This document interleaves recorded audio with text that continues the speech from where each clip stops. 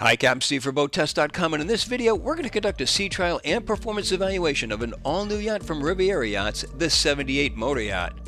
This is a much anticipated entry into the motor yacht market, and it's sending a clear message that the competition just got a lot more interesting. We'll approach this video from an owner-operator's perspective. Lot to like about this center-mounted helm. It's full beam and so many features I could talk all day about it, but let's try and narrow it down to the really interesting parts. First of all, 4 24-inch screens. A little bit of overkill? I don't think so. You've got the real estate, so why not use it? The lower panel includes a cubby with an inductive charger. To both sides of the cubby there are climate control vents and beverage holders. And again, just keeping with the highlights, the searchlight control, Humphrey interceptor tabs, windlass control, bow and stern thruster that work in addition to the joystick that we've got on a sub panel, electrical switches just below that, raised panel housing the steering wheel on a tilt base, engine start stops, VHF, C-zone panel, and then the same cubby with the vents on both sides that we saw before. This one also has the Fusion stereo just in front of it. Now again, the sub panel, in addition to the joystick, we've got the digital engine controls, autopilot controls, and then a remote control for the forward displays and a remote control for the forward-looking infrared. And notice how one button keeps the camera in a fixed location but manually adjustable, while the other button gives you an automatic sweep from side to side. Up above, we have 2 displays for the twin MAN engines. 3 high-rise seats, adjustable for front, back, recline. They all have flip armrests. This one, the center one for the captain, is also adjustable up and down. The 2 side ones are on fixed pedestals, so they don't go up and down, but they have all the other adjustments. No footrest underneath the seat. There's a footrest underneath the wheel. I'd like to see that adjustable up and down. Thick mullions don't really hamper the visibility much at all, and huge side windows give us visibility that's almost 360 degrees, interrupted by just the dayhead at the stern. Now, this is a passage-making yacht, so one thing missing from this equation, let's add some stainless grab rails running the length of the panel here. And like all Riviera yachts, this one comes with the siren monitoring system as standard. To the port side stairs, there's a 50-amp shore cord on an electric reel, a fresh and saltwater washdown, and a connection to the compressor for water toy inflation. To the starboard side, another shore power cord on an electric reel. We can access the crew quarters and the engine room from this hatch right here in the transom, but we can also access them both from inside. Let me show you what I mean. Just across from the galley, there's a set of stairs leading down to the crew quarters. Well, here we've got space for our lone crew member. Ceiling height 6 feet 3 inches. There's a single berth, 6 feet 1 inch by 25 inches, and there's 3 feet 6 inches over the berth. Storage is above the berth. There's a microwave, refrigeration, storage. There's a 24-inch TV at the foot of the berth. Additional storage to the side, and we've got a wet head. As an option, this cabin can have twin Pullman berths, so we could run with a crew of 2, and that also makes this an excellent choice when we have additional guests on board and the main cabins are full. Now, just across, there's the washer dryer, and then access to the engine room. Well, certainly plenty of space in this engine room. Overhead clearance of 6 feet 2 inches. Focal point, the twin MAN V12 engines. You can go with 1,550 horsepower, 1,800, or these 2,000 horsepower engines. Just ahead to both sides, 29 kW generators. All equipment is easily accessible. To the port side, you've got your air conditioning units, Glendenning cord reel, and then the water maker just behind that. To the sides and underneath the generators are the insides of the Humphrey zero-speed stabilizer fins. Power takeoffs out of both sides, controlling the myriad of hydraulic equipment on this boat. Over to the starboard side, more air conditioning units, and I see that they're kept clear with the electro-seat system. Glendenning cord reel, and then look behind, we've got workbench with a toolbox underneath, and then we have the access to the transom that we pointed out earlier. Underneath the stairs leading to the transom, we've got clear access to the steering gear, and I like that. Look at this, there are rudder stops to both sides. Should the rudder become disconnected, it won't swing around and hit the propeller. As we make our way to the bow, 17-inch wide side decks, bulwarks come up 29 inches and rails top off at 31, and this is the low point. To both side decks there are fuel fills, and notice that there are digital gauges alongside them. Coming forward, there's another midship cleat. This makes 2 on this side, and then the rails top out at 36 inches. There are 2 storage compartments, and then as we get to the ground tackle, take a look at this. This is all on an elevated platform, 5 inches high. I'd like to see a little bit of a dam here so that we can rinse everything off without it coming out onto the deck. There's a Muir 4500 windlass handling the all-chain rode. There's a chain stopper.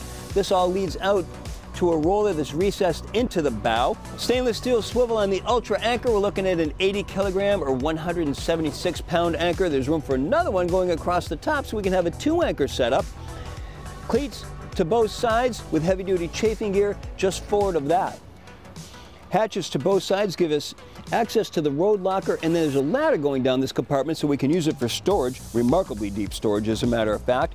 And over to the port hand side, a salt and freshwater washdown with the remote control for the windlass. So big 49-inch props are really responsive on this boat as the lines are coming off. I'm just giving it a touch of joystick to keep us not against the dock, but slightly off the dock and lined up. And it's working just perfectly with just little touches. So now I've got an all clear from the crew. Let me just start easing my way out. I can see right through the wheelhouse that there's nobody coming in from the port side while I've got a full view of the starboard side. Just gentle touches. Get that momentum going, and then I control the momentum. That's all I'm doing. So we're just drifting forward on her own momentum. It's a heavy boat. Once I get that swim platform clear, I can start coming around. So at this point, I'm in the fairway. Now I need more vision to my bow, so I'm going to transfer to the helm and drive the boat from there. So now I'm just using the 2 sticks to maneuver this boat. We're just touching it in and out of gear. And it's so responsive. This is such an easy boat to maneuver. I mean, look at these tight confines. So I found that it's really easy to maneuver this boat on the sticks, but let's see how the thrusters do.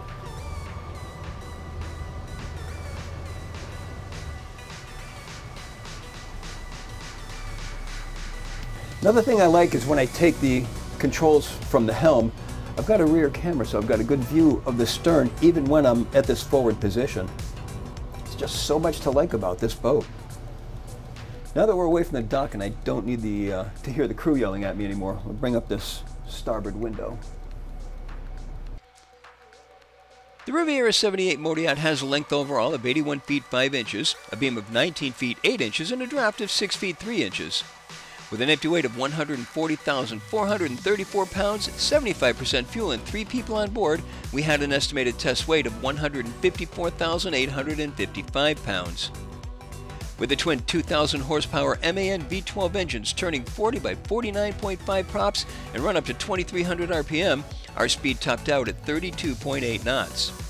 There's no real best cruise per se, but it's interesting to note that the boat was getting 0.2 nautical miles per gallon from 1,500 RPM and 15.6 knots right up to her full speed. And that speaks volumes about the yacht's efficiency. So this is more of a yacht that one would set the speed to based on the prevailing conditions. If, however, the goal is endurance, then back her down to 1,000 RPM and 10.5 knots, and she'll keep going for a full 1,020.8 nautical miles, all while still holding back a 10% reserve of the boat's 2,695 gallon total fuel capacity. So at 1,800 RPM, in this direction, not average speed, but in this direction, I'm headed 22 knots, and nice comfortable feel, but take a look at this responsiveness. Instead of being a motor yacht, this is really like a sport yacht. Turn the wheel hard over, and I'm going to time this run.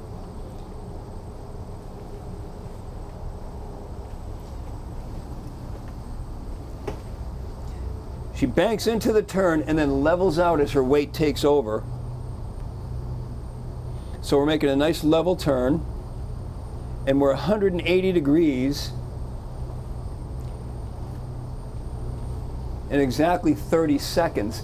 But look at our prop washers right over there, so maybe 3 boat lengths. Now going through our wash right here, or our wake, going through our wake, no pounding whatsoever, slicing right through it, and I don't even see any spray. So there's nothing that's going to get this boat wet in these conditions, that's for sure. Okay, coming around. 2.5 turns from center to lock, so 5 turns lock to lock.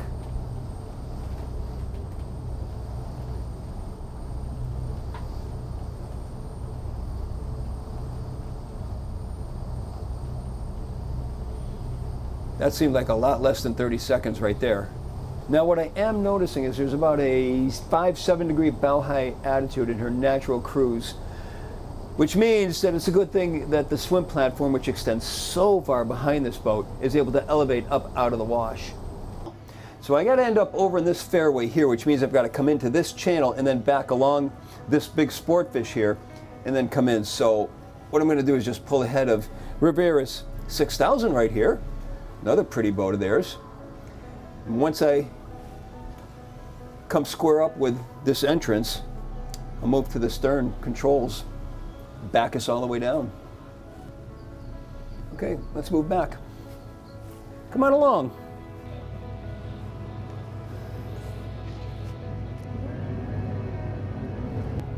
Man, it is just so responsive to the joystick. It's unbelievable. And I don't feel anything. The only way I know that it's responding to my controls is the way the boat is moving. I don't feel any lurching, any jerking. There's no funking into gear like you would normally find in a smaller boat. This is just silk. So the only way I know it's working is it's going to where my hand is directing it to. I kind of like it. So here's my slip right over here. I've got to get in far enough to where my bow is going to clear this guy and snake it right around. Meanwhile, I've got the wind pushing me over into this guy, so I've got to add some opposite joystick to keep me off of him. Now, using the joystick, it combines the main engines with the thrusters. I don't have separate thruster controls here like I do at the helm.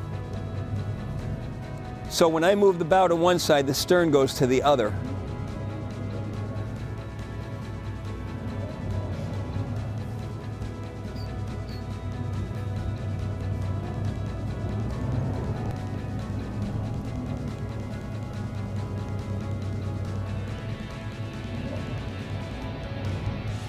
You can see I've got a little momentum on, and all I'm doing is turning the boat while I keep that momentum going. So I'm just really steering what's already being moved, and that keeps me off of that port side piling. Now I'm lined up. All I have to do is keep me off of this dock so I don't rub against the pilings and scratch the paint, which not gonna do. So look at how easy this is. All you gotta do is keep it slow, control that momentum. Now the tide's coming in, so it's pushing me against these pilings, so I'm just holding it off as we move back. Let me see how I look on the other side, make sure my crew can get to that bow line, and he's got it. This couldn't work any more flawlessly. Still drifting back, just slight easing it back, see it? And when I think we're there, which is right about now, a little forward. Now you can see the wash come out, and I'm holding it. Now my job is to just hold us off of these pilings while my crew gets the lines on.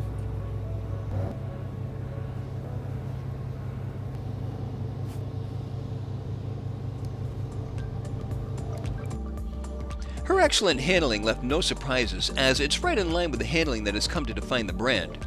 She's well suited for an owner-operator, as evidenced by how easy she is to maneuver around the docks. Even more impressive, however, are her features, but that's another video, be sure to look for it. For now, this is my full sea trial and performance evaluation of the all-new 78 Motor Yacht from Riviera Yachts. For BoatTEST.com, I'm Captain Steve. We'll see you on the water.